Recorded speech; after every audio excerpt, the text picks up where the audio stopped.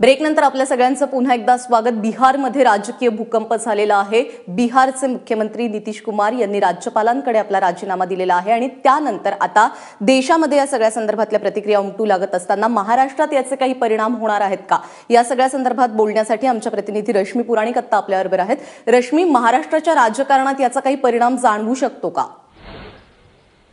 नक्कीच प्राजक्ता, आपण पाहतोय की विधान भवनाचं अधिवेशन जे आहे पावसाळी ते सुरू झालेलं आहे आणि जेव्हा ही बातमी आली की नितीश कुमारांनी राजीनामा दिला आहे त्यानंतर राजकीय वर्तुळात पुन्हा एकदा चर्चा सुरू झाली आहे। कारण बिहारमध्ये जर आपण चित्र बघितलं तर नितीश कुमार आणि लालू प्रसाद यादव या दोन्ही पक्षांमध्ये जे वाद होते ते वाढत जात होते आणि त्याच वेळेला नितीश कुमार यांची जी जवळीक होती नरेंद्र मोदींशी ती प्रॉमिनंटली दिसत होती। भाजपा संपूर्ण जी तयारी आहे ती लोकसभा निवडणुकीच्या दृष्टिकोनाने करते। भाजपाला गेल्या वेळेस ज्या जागा मिळाल्या होत्या त्यावेळेसपेक्षा जास्त जागा हवेत, म्हणजे साधारण 300च्या आसपास जागा भाजपाला करायच्या आहेत। त्यामुळे भाजपा प्रत्येक राज्यामध्ये आपल्याला नवीन मित्रपक्ष कोण येऊ शकता, आपली ताकद आपण कशी वाढवू शकतो या दृष्टिकोनातून प्रयत्न ऑलरेडी सुरू केलेले आहेत।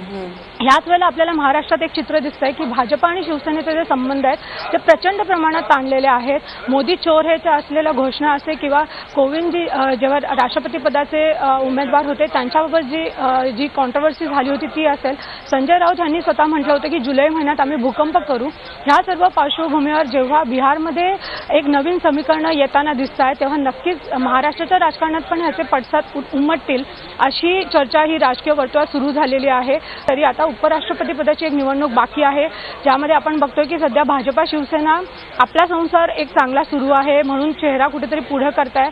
विधानसभेचं अधिवेशन जर आपण बघितलं तर हा पहिला आठवडा आहे, कुठेही तसा आक्रमक चेहरा शिवसेनेचा दिसला नाहीये। एक महत्त्वाची गोष्ट प्राजक्ता सांगू इच्छिते की कर्जमाफीवरनं उद्धव ठाकरे यांनी वारंवार सरकारवर टीका केली आहे, परंतु विधान परिषदेत मात्र सरकारने कर्जमाफी केल्या त्याचा अभिनंदनपर प्रस्ताव आला आणि त्या प्रस्तावावर शिवसेनेच्या आमदारांच्या ह्या सह्या होत्या आणि त्यांनी अभिनंदन केलं होतं सरकारचं। त्यामुळे जो उद्धव ठाकरेंचा एक टोन आहे टीकेचा तो मात्र विधान भवनाच्या कामकाजामध्ये वेगळा दिसतोय। त्यामुळे आपण बघू शकतो की सध्या तरी हे संबंध उपराष्ट्रपती पदाच्या निवडणुकीपर्यंत चांगले असल्याचं दाखवत आहे, परंतु ज्या पद्धतीने बिहारमध्ये हे पडसाद उमटत आहेत नक्कीच कुठे ना कुठे महाराष्ट्रातलं हे चित्र वेगळं होऊ शकेल का, राजकीय वर्तुळात सध्या चर्चांना तरी सुरुवात झालेली आहे। प्राजक्ता, रश्मी, तुर्तास धन्यवाद या सगळ्या सविस्तर माहितीबद्दल।